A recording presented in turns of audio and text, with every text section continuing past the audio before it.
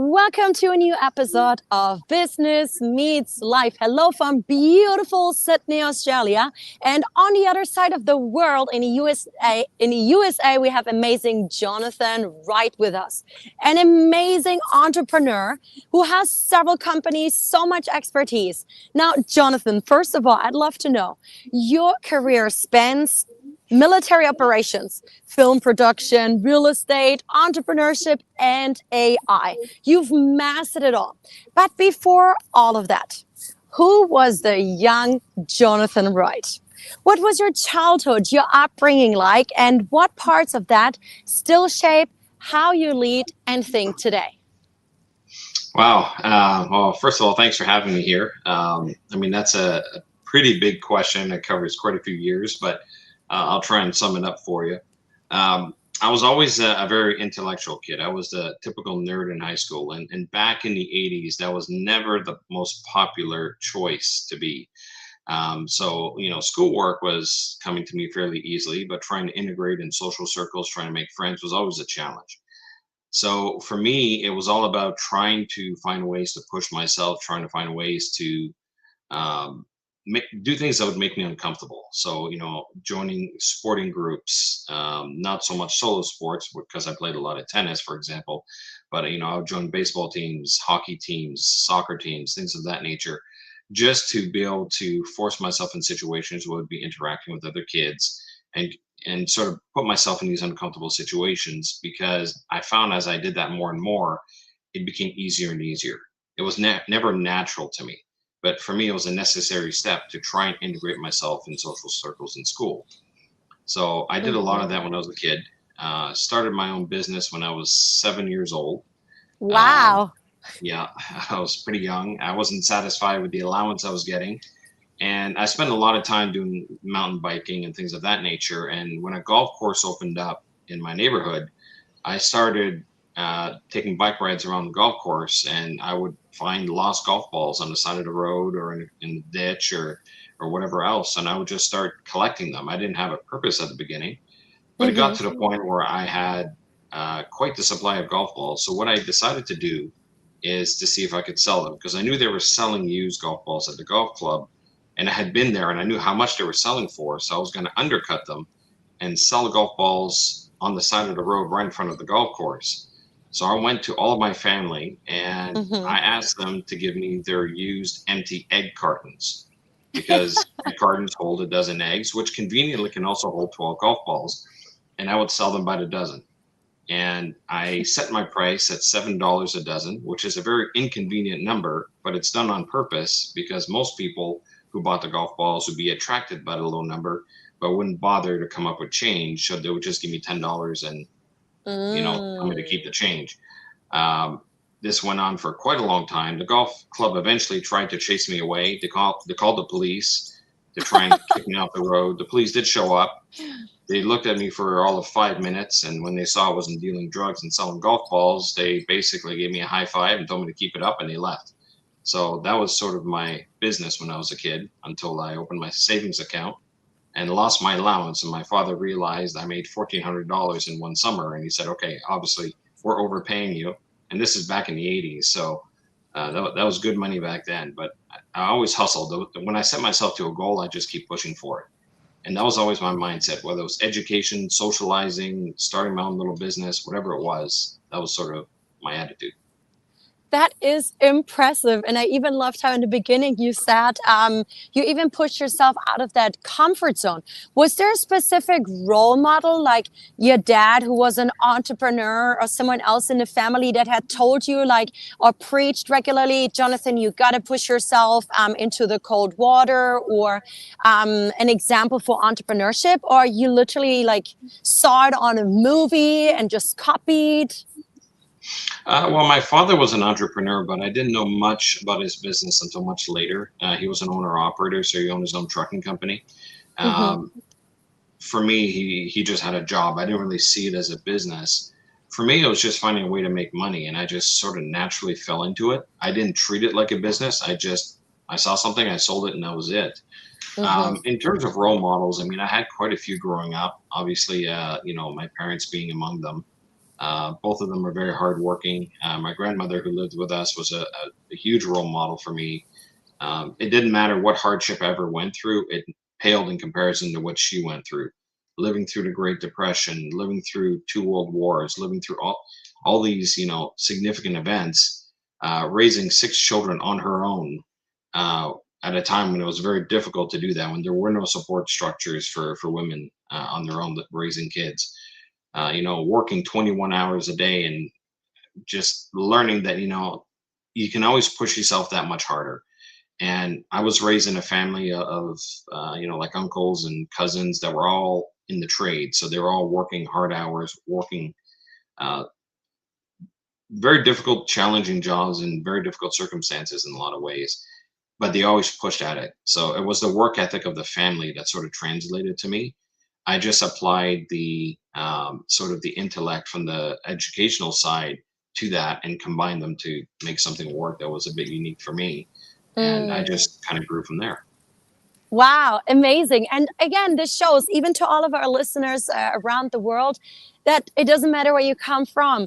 It's about your mindset, your work ethic, as you mentioned, and everyone can become as successful as you. So thanks for sharing this. So, Jonathan, you served over 15 years in high pressure military environments, including underwater acoustics, space operations, and electronic warfare. What did those experiences teach you about human behavior under pressure that most entrepreneurs never fully understand? Well, we use, I guess, underwater acoustics as a start. When you think about it, it's just how sound propagates underwater. And it sounds very technical, sounds very intellectual, but here's the reality: it's the method by which we track and hunt submarines. So when you think about it, imagine yourself on the most turbulent flight you've ever been on, where everyone is panicking, you're holding on to your seat. I'll tell you right now, that's nothing. Because when you're flying 500 feet above the ocean, and the ocean is very turbulent, the air above it is just as turbulent. And you're doing that for 14 solid hours. There's no such thing as getting away from the turbulence. You're bouncing up and down constantly for 14 hours. And while you're doing that, you're monitoring underwater acoustics to track a submarine that you cannot see. And you're conducting a mission based on that. So that is a constant high pressure environment. And you have to realize as well that the aircraft is moving. And if it takes you a few minutes to make a decision or to react, well, now that target is miles behind you because the aircraft can't stop. So you have to be able to analyze, act, react almost instantly and make effective decisions constantly. And being in that environment really teaches you to push yourself to your limit, to trust yourself, and to trust the people you work with. And those are key elements in being able to run a business. Well said. Yeah, and also going back to trust. Thanks for that. Actually, just looking at the background of your office, I see lots of qualifications. Out of the many things that, and I also know you mingle with a lot of celebrities and successful business owners around the world. Looking to the back, what are you most proud of? I mean, I mean, I like don't think from what it, is on your wall, actually. I don't think it's any one thing on the wall. I mean, it covers varying degrees that I have and qualifications that I have, but it's just a testament to the fact that I never stop learning. And that's something that's very important, not only for business Mm, owners, but adults in general, is that mhm. as soon as you feel you're qualified or you've achieved a goal or whatever it is, don't think of it as a destination. Okay, life is a journey. Your education is a journey. It should never stop. Never stop your Mm, mind. And you mentioned celebrities. The ones that stand out in particular are the ones that are quite advanced in age, north of age 90. And I've had a mm. chance to chat with them, and every one of them has said the same thing. They kept their mind going. And where their mind goes, the body follows. So never shut your mind down, never stop learning. Maintain that childhood mentality of curiosity, and always, find opportunities to push yourself, get into something new. And that's the very nature of why I am where I am today. Beautiful. Where the mind goes, the body follows.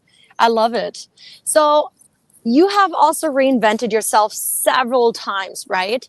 And like, for example, I'm German, lived in China for 8.5 years, had a business there, slowly shifting into Australia. Of course, different country, different culture. You do business all around the world. So many people are actually struggling to reinvent themselves once or even several times. As someone who's done it multiple times across completely different industries, what mindset allows someone to evolve without losing your identity, or what else has helped you to really like adapt your identity and become successful again? Well, when you're reinventing yourself, it feels like you're starting over, and that can be very daunting, very scary. It's easy to do as a kid because by nature of being a kid, you're starting off and you're constantly starting new things. And we think as adults, we've settled into wherever we should be in life, and that's the path that we're ultimately going to follow. But when life happens and either you choose and or are forced to reinvent yourself, either way, it can be very scary. Mm, What's important is one, you need to stay humble. So understand that whatever it is you start, you're not going to be the best at it on day one. So mm, that's where the learning mentality is very important. You need to understand that it's going to take time for you to learn. And you need to be surrounding yourself with people who are supportive of reinventing yourself. It could be a spouse, mm. it could be close friends, it could be family, whoever that support network is. Have them by your side to bounce some ideas off of or walk through some of your challenges, things of that nature, because it's not going to be easy, but it's critical because if you can reinvent yourself, it's not as hard as you may think because you still have all of your life experience to fall back on. See, a child doesn't have life experience, so they're literally starting from scratch. As an Mm-hmm. adult, you never start from scratch. You may not see where your life experience may apply, but it will apply eventually. It's just a matter of time before you put the pieces together. And once you've actually accomplished it and you look back, you're going to realize it wasn't as hard as you thought it would be. Oh my gosh, I love it. This is so motivating. Thank you so much. I know you have three children. Two of them are like adults now. One of them I met, Daniel. What an impressive son. Who is or who has been in your support network when you have done these identity transformations? Well, I mean, I've had a couple of close friends. I've had business partners that were coming on this sort of transition with me. Obviously, my wife has been a huge supporter right from the very beginning when I got in business. My kids have always been very supportive. Daniel, who you met, for example, was always very excited to hear about any new thing I was getting into, and was always closely following along. Sort of watching how I would do it and almost holding me accountable without holding me accountable. So I kind of had to set the example for him as he was finding his way at the time. When I was going through my life transformation, he was going through his initial transformation into wherever he may be. And I had to be an example for him as well as accomplish what I had to accomplish for myself. So they were just, I guess, guiding posts is how I saw them. So it feels like an open-ended, uncertainty when you're getting into something new. But by having the right people in your life, they act as those guiding posts that will help put you on the right track a lot more effectively. And don't be afraid to be vulnerable because we all are. Yes, I love it. And we're definitely going to get back to the parenting advice topic very soon. Now, you have worked on your documentaries around Star Trek, like Deep Space Nine and Star Trek Voyager became record breaking crowdfunding successes. Why do you think storytelling creates such a deep emotional loyalty in communities? Well, storytelling is our way to escape the day-to-day life, and it's always been the case from the early days of theater and street acting and things of that nature. It's a critical element in our culture. It's again been around for the longest time, and for me, I sort of fell into it accidentally. I just responded to a Facebook post that someone posted about the topic. I led to a conversation, which eventually led me to flying to Vegas and being part of a production. It wasn't something I was looking to do full time, but it ended up being something I ended up taking on a little bit more seriously. And when I was brought in as a partner at the production company, now I knew that, okay, well, this is something I have a talent for on the production side. And for me, it's exciting because my background is in the sciences. My background is in processes and organizing companies and building teams and things of that nature. But the creativity side of it is always magic to me because that's not my natural talent. But I get to work with people who are that talented. So dealing with Mm. writers and directors of photography and all these people that make up a full production, and watching how they put a production together, watching their vision come to life. For me, that's magic. It's exciting, and I'm able to translate it into a business because I understand the business side of it. They understand the creativity side of it, and I'm the one that bridges the gap between the two to make it an efficient production. Absolutely. And for everyone who thinks Jonathan is just talking, well, watch it and you will see how amazing the result is of what they have produced. By the way, I love your hat. Business is War from JT Fox and Hugh Hilton. I got the pink version of it in my home. I think there was a social media trend where a couple of people started to take these like TikTok videos on something about hard, like life is hard, business is hard, and so on. Now, your company, sorry, what's harder in your opinion? Leading soldiers, leading creatives in film, or leading AI entrepreneurs or AI teams? Well, the fundamentals of leadership are the same. It's just the consequences are a little bit different. I mean, no one is likely to get killed, for example, in productions or in AI. In my capacity as an officer, that was always a possibility. So the stakes are perhaps a little bit higher, but the ultimate reality is that it doesn't matter what your role is. Every role in society has value, whether you're providing entertainment to provide an escape to people so that they can be more effective at being parents or more effective at doing their jobs is important. Whether you're providing AI solutions to make companies more effective and better able to survive these challenging Mm-hmm. times, it's important. If you're, an officer or a soldier who's defending your country and providing safety and security to your people, that's important. Every role in society is important in its own way, and it's important we respect all of them. Mm-hmm. Yeah, thanks for sharing. What has been one of the most valuable advice you've ever received? It could be for life, it could be for work.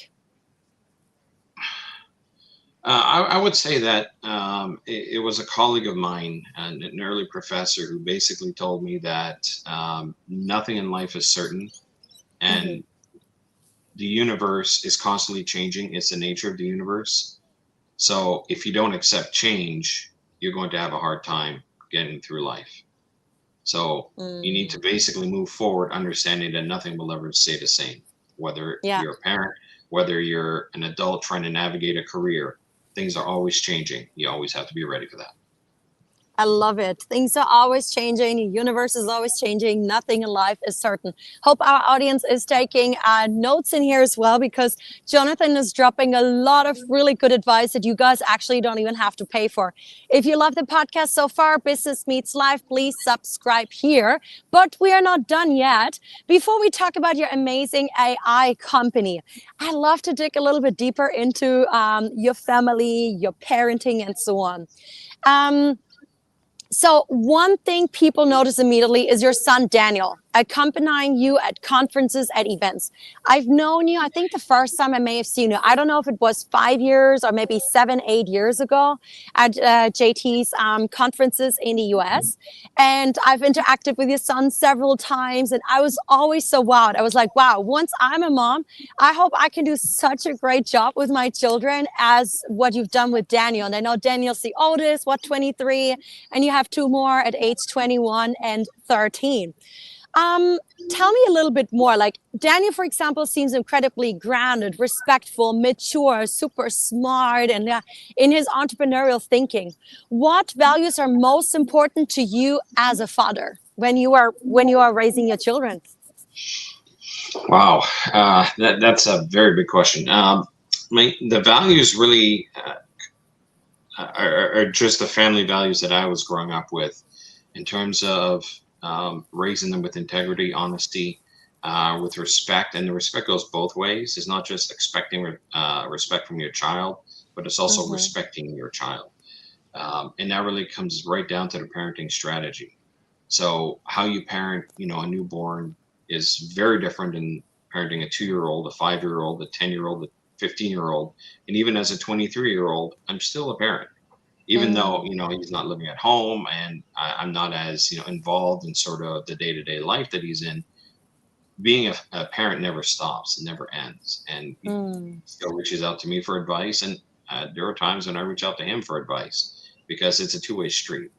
And it's something that a lot of parents realize a little bit too late, I find, is that when they become a parent, they're growing alongside their children because they're starting to mm, realize new sides of them as well. So my advice to parents in general is that you need to keep your mind open to the fact that you're going to start to learn more things about yourself as you're raising your children. It's a mhm, journey you're all taking together. And it's a journey, like I mentioned before, that's always changing. So your parenting style is constantly changing. So mm, what values you're passing on to your child will evolve as they grow older. How you sort of manage their sort of the control within the parenthood is that you're in full control when they're born, but you have to be ready to release that control gradually as they get older, because we all mm. want our children to be successful and independent. If you Yeah. hold on too tight, then they won't have the tools necessary to get out and do that. So it's not easy. Mhm. It's so difficult, letting go. But at the same time, I know that letting go is the easiest way for me to ultimately hold them closer. Mm. Thank you so much for sharing this. So, in a world where many parents are distracted or absent, like for example, my parents divorced when I was 2 years old, divorce seems to be so normal nowadays, right? Or like they're absent due to business pressures. How intentional have you been about integrating family into your professional world instead of 100% separating the two? Well, I had a little bit of both. When I was in the military, there was no way to integrate my children into what I was doing Hmm. because of the classified nature of my work. I couldn't share the details of what I did during the day, and I was away a lot. So there were times when I was months away from home. So I've, as a parent, lived that side of it for quite some time in the early days of their childhood. Mm, In the later days of their childhood, I was able to keep them more involved, keep them more informed. And as they grew older, I was able to have different conversations with them. They were able to see some of the challenges of being in business, or the benefits of being in business. I brought my son, for example, when I was doing a lot of real estate in one of my companies. I brought him to a lot of my properties, and he got to see, oh, you own that building, you own that building, that building, that building. It's like, wow, you own all this stuff. I said, yeah, okay, that's one side of it. It may sound cool, but here's the reality. Here are the challenges we need to face. Here are the problems that we're solving. So it's really getting them a full glimpse on what you're doing so that they can have a more educated decision as to what they want to do with their life. So, mm, initially he wanted to get into real estate right away because he saw I was doing that. But mhm, I want to show him the full gambit of it, the full challenges, the full benefits, the full aspect of what it's like to do that role and see if that's a good fit for him or not and let mhm, him choose his own path. So, as parents, our job is to open doors ultimately mhm, for our children. And I'm there to show them as many doors as I can in the business that I'm involved in. And based on that, it gives them a sense, based on the experience that I've had, what he wants to do. And he may decide, you know what, I saw my dad doing this. This is not exactly what I want to do. He knows not to go through that door. He has a whole bunch of other doors he can try first that are more likely to succeed for him. amazing. What would you say has been one of the biggest mistakes or failures that you have done in your life and work? I would say one of the biggest mistakes that I made, especially early on in life, was not to jump on opportunities as they came to me. As much as I was challenging myself to do new things, there were times when an opportunity would come up, whether it was for employment in something I wasn't necessarily interested in, or an introduction to someone that I didn't care to meet at the time. It was a big mistake for me to not jump on those opportunities because going through life saying yes to as much as possible is what is going to open as many doors as possible for you. And I learned that much later in life, but had I learned that earlier, I would have had more opportunities sooner. So that's something that I introduce to all of my children, Mm, is to say yes to opportunity when it presents itself, because it doesn't mm. happen often. I love it. I mean, having lived in China for such a long time, like you're surrounded by tons of opportunities all the time. It's so easy to get distracted. Unfortunately, one of my business partners here in Sydney has just passed a couple of days ago, and he was always telling me, like, Janine, you got to focus on this one thing. And he was a very successful serial entrepreneur, still very young, accomplished in the UK, US, around the world, not just Australia. So I know that you have conquered many different industries and you are very good in the different companies that you are running, where some people might have this prejudice saying, oh, you know nothing about it, right? Because you're not focused. What would be your advice on finding that focus and how to focus, but still being successful in these different parts or different industries and companies like you are doing?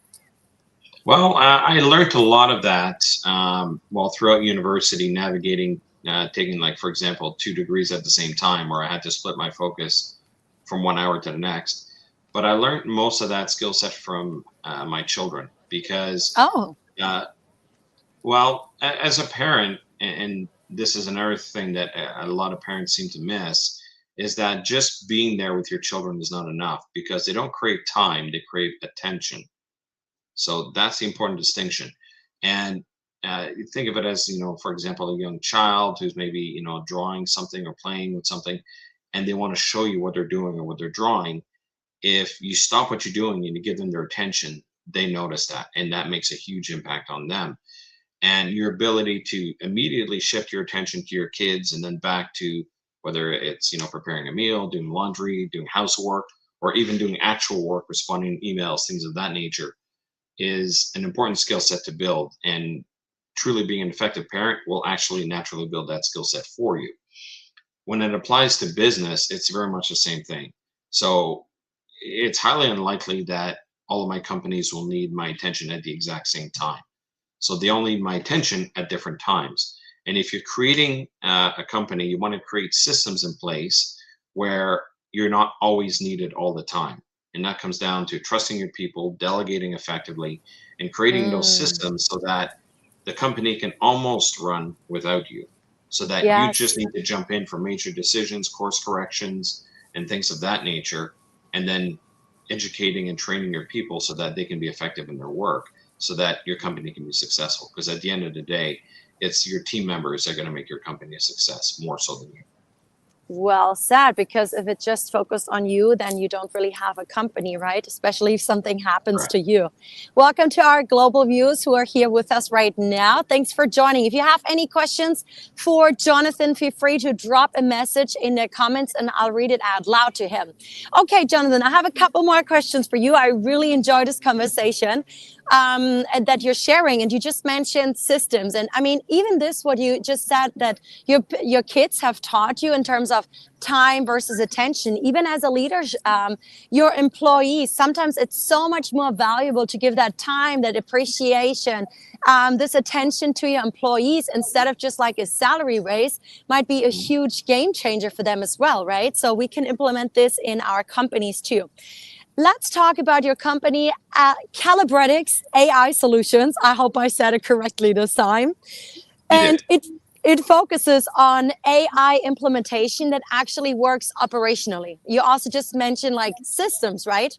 What are companies still fundamentally misunderstanding about AI right now? I mean, it's still a trend, it's a buzzword.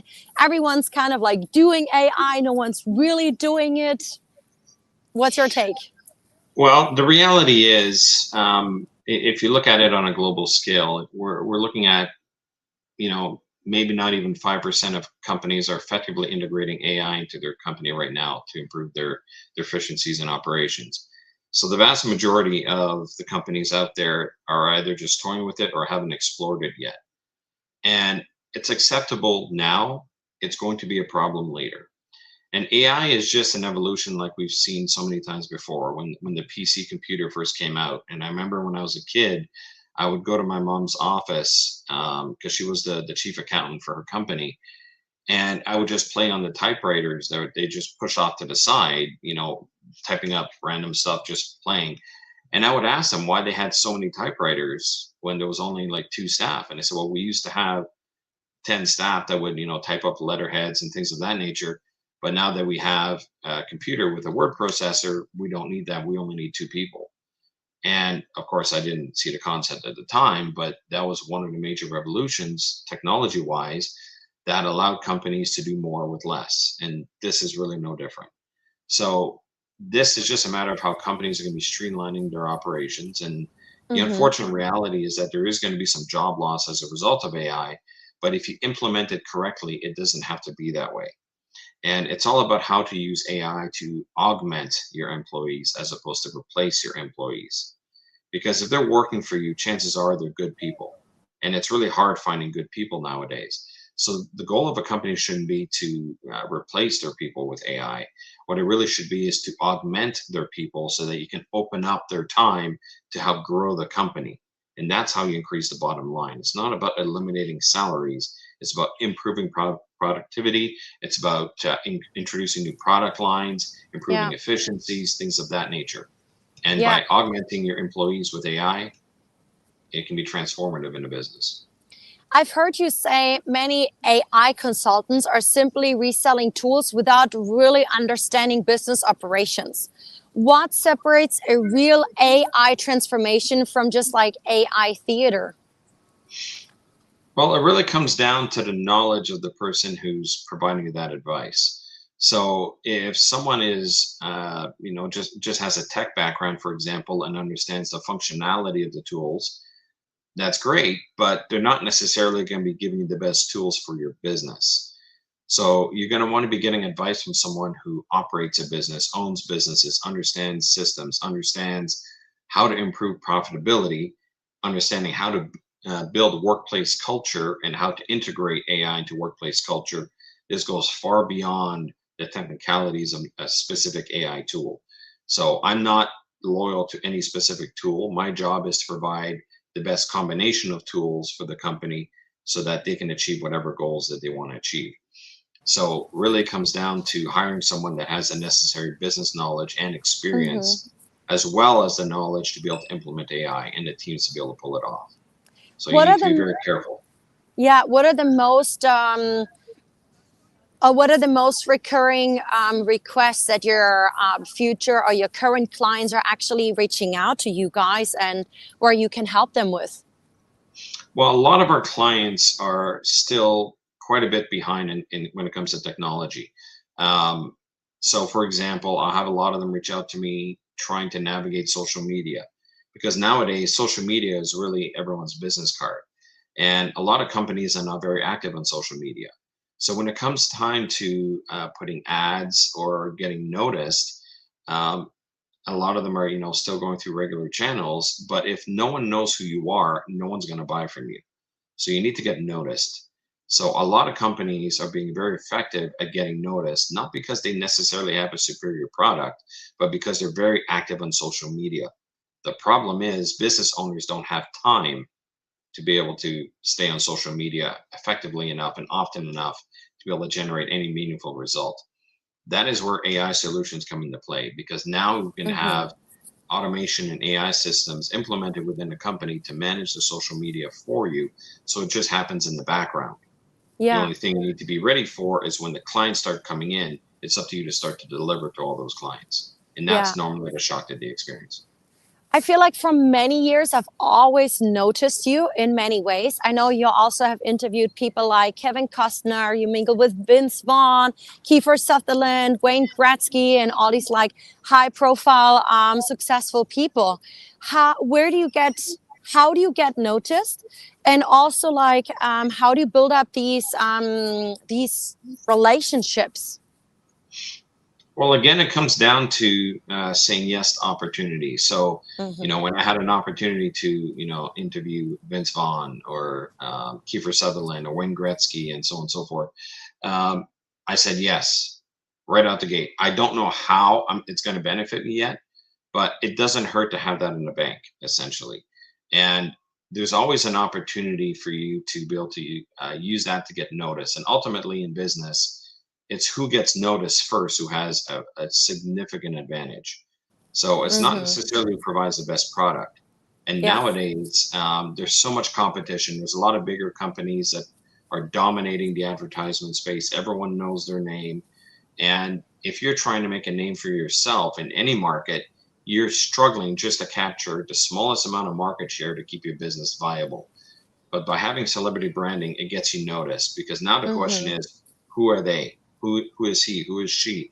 And now that's what gets your foot in the door to have the conversation. And now it's not Mm-hmm. a matter of big company versus small company. It's about your ability to build relationships. So when you Mm. combine the two, that is how you start capturing market share.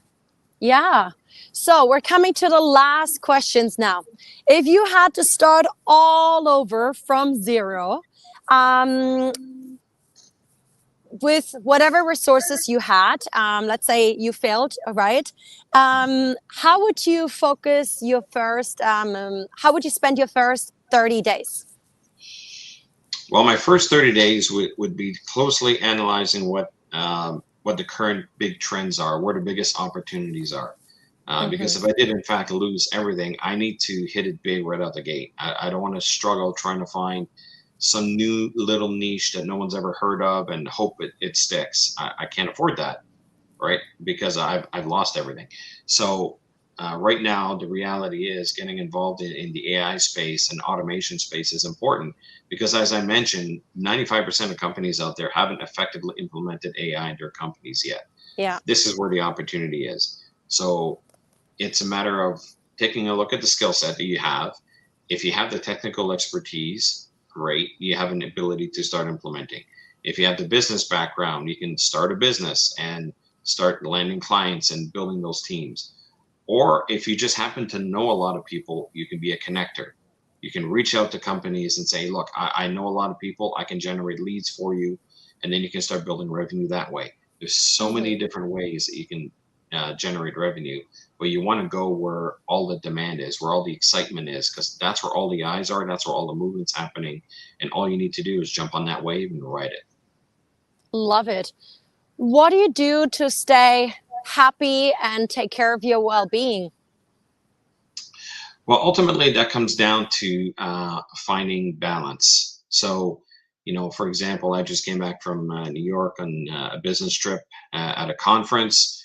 I come back home, obviously, I got some work to catch up on, I got meetings to have, but I still need to make time for family.